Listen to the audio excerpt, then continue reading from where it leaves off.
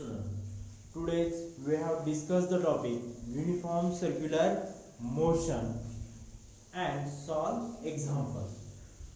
The last lecture we have discussed the topic velocity time graph for uniform acceleration and equation of motion. The three set of equation of motion are studied.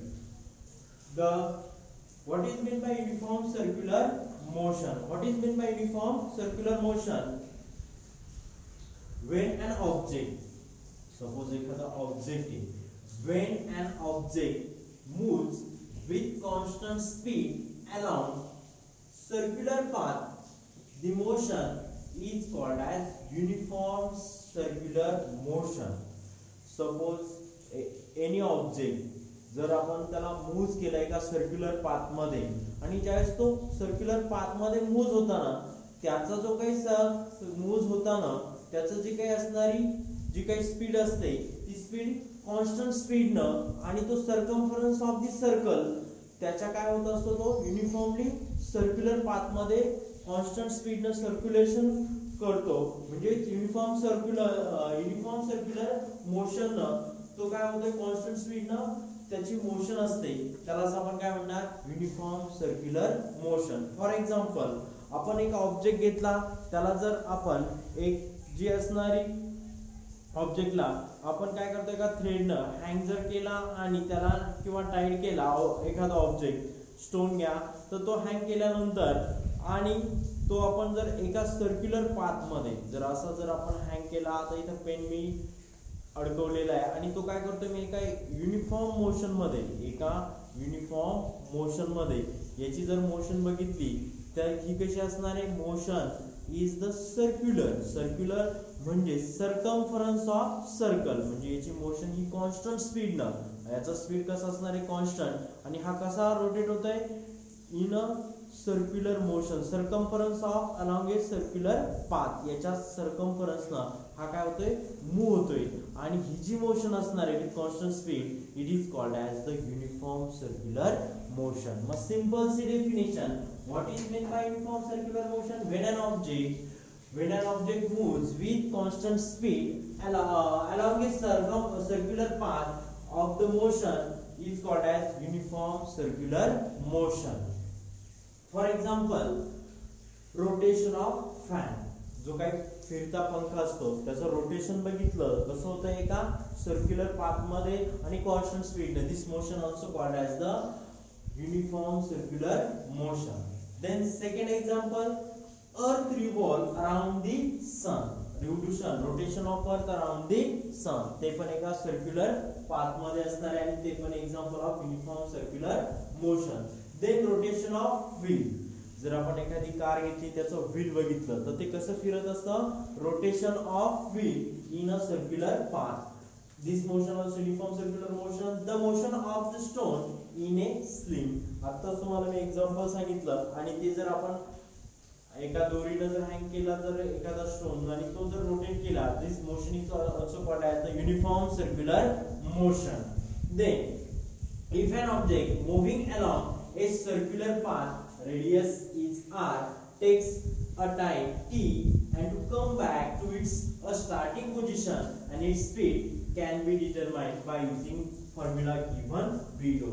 Suppose आपण हा object होता आणि ह्या ऑब्जेक्टला आपण एका circular path मध्ये कसं की रोटेट करत होतो सर्क्युलर पाथ मध्ये आणि त्याचे जे काय असणार आहे सर्क्युलर पाथ आणि त्याची जी सर्कल एका सर्कम्फरन्स ऑफ द सर्कल म्हणजे अशा पद्धतीने रोटेशन होतंय आणि याच्या सेंटर पॉइंट पासून हा ऑब्जेक्ट हा काय होतोय त्याची मोशन असणार आहे काय असणार आहे मोशन आणि मोशन मूव्ह होत असताना तो काय होतोय ए ह्या जे काही पॉइंट पासून जर स्टार्ट झाला तर त्याची मोशन कशी असणार युनिफॉर्मली आणि त्याची रेडियस जी काय असणार आहे सर्कम्फरन्स ऑफ सर्कल पासून if an object along a circular path its radius is r then time taken आणि याला मोशन घेण्यासाठी काहीतरी टाइम लागेल so time taken t to come back to its starting position a point पासून निघालेला होता परंतु त्याच ठिकाणी येऊन थांबतोय आणि त्याची जी काय असणार आहे starting position its speed can be determined by using the formula given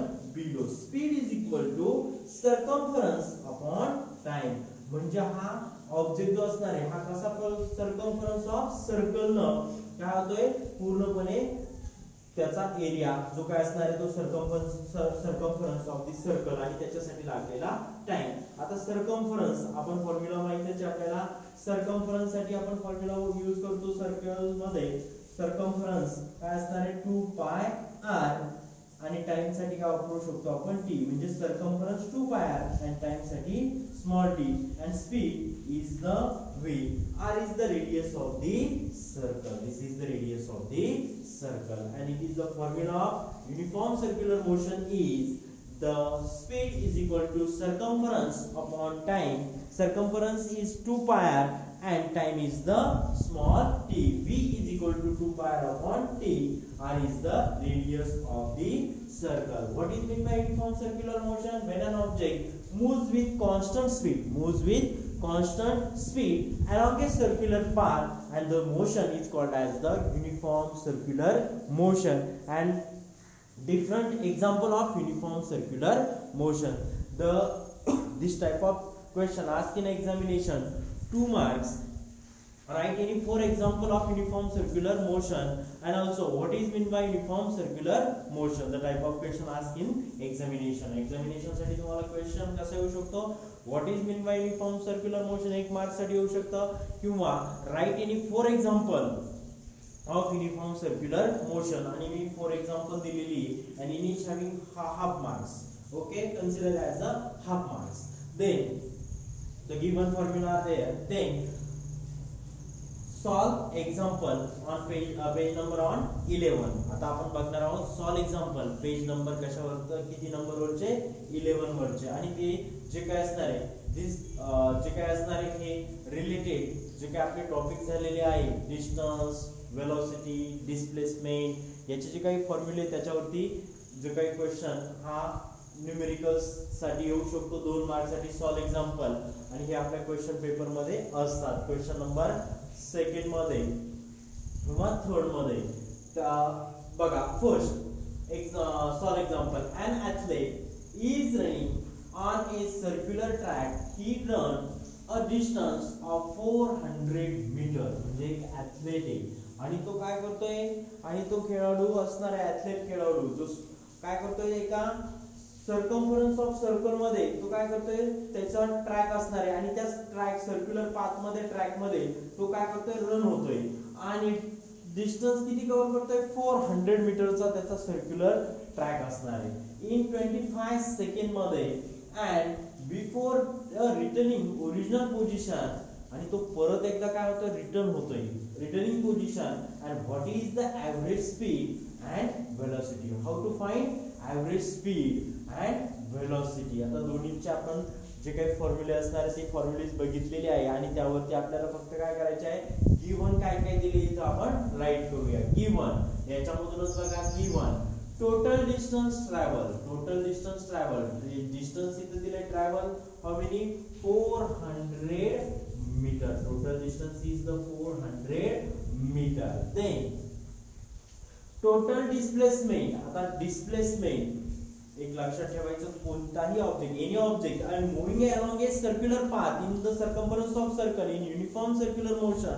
the displacement they return to original position in circular path. So displacement is always 0. Displacement is always 0. त्याची व्हॅल्यू किती घ्यायची नेहमी जर बघितलं तर circular the of an object are moving along a circular path or uniform circular motion the displacement value is always 0. लक्षात ठेवा जर एखादा ऑब्जेक्ट जर युनिफॉर्मली युनिफॉर्म सर्क्युलर मोशन मध्ये असेल तर तो जो काही युनिफॉर्म सर्क्युलर मोशन असेल तर त्याचे डिस्प्लेसमेंट ऑलवेज किती असते 0 असते. लक्षात ठेवायचं. सॉल्व एक्झाम्पल करत असताना ती किती असणार आहे 0 metre. Then as returns to its original position म्हणजे एक पॉइंट पासून निघाला आणि तो त्याचं जे काय असणार आहे तो सर्क्युलर पाथ मध्ये म्हणजे इथे येऊन परत काय होतोय तो थांबतोय ॲथलीट 400 मीटर आणि त्याची displacement 0 and to total time आणि तो 400 मीटर डिस्टन्स कव्हर करायला how many time are required total time t is the 25 second. इथं दिलेलं आहे 400 ही व्हॅल्यू दिली डिस्टन्सची.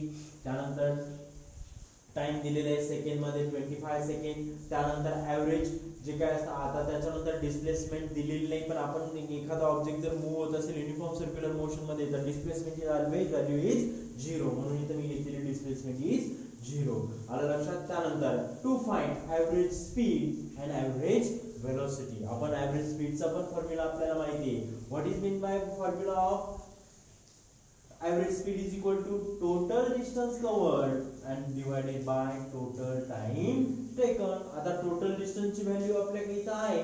total distance is how many 400 meter divided by total time taken is 25. आता याच्यामध्ये जर बघितलं तर ह्या ज्या काही व्हॅल्यू आहे ह्या व्हॅल्यू आपण फक्त कशामध्ये टाकलेल्या आहे फॉर्म्युल्यामध्ये टाकलेल्या आहे. आणि त्याच्यावरतून आपण काय करतोय हे एक्झाम्पल सॉल्व्ह करतोय. आणि त्याच्यामध्ये टोटल डिस्टन्सची व्हॅल्यू मी किती टाकली 400 मीटर टाकली. आणि टोटल टाइम टेकन हा किती टाकलेला आहे इथं तर 25 सेकंड टाकलेला आहे. तर आपण हे सॉल्व्ह करूया. 25 into divided by 400 is equal to directly जर बघितलं 25 1 चा 25 means remains here. How many remains here is 400 means 40 minus 25 is 5 is here 1 and here 0. The 115 25 6 divided 25 6 चा किती येणार आहे 115 म्हणजे इथं 1 6 म्हणजे 16 न 25 ला काय झालेलं आहे डिवाइड झालेलं आहे. म्हणजे इथं आन्सर आलेलं आहे 60.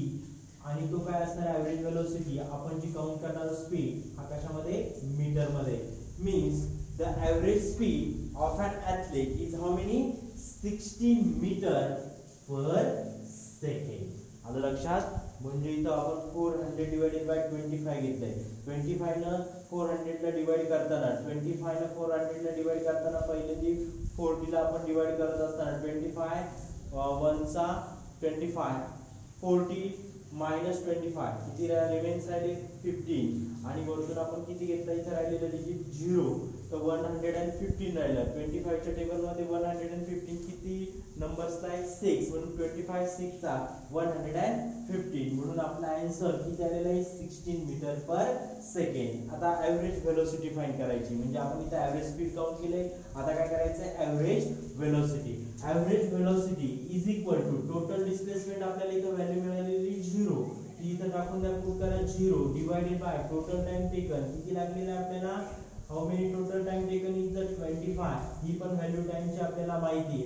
मीन्स टोटल ऍव्हरेज वेलोसिटी जर इथं तुम्ही बघितली तर 25 ने 0 डिवाइड केलं म्हणजे आन्सर किती 0 मीटर पर सेकंड. म्हणजेच ऍव्हरेज स्पीड हे आपल्याला किती मिळालं आहे 60 मीटर पर सेकंड. आणि जे काही वेलोसिटी मिळालेली 0 metre per second. Okay, so then second example are solved in next video.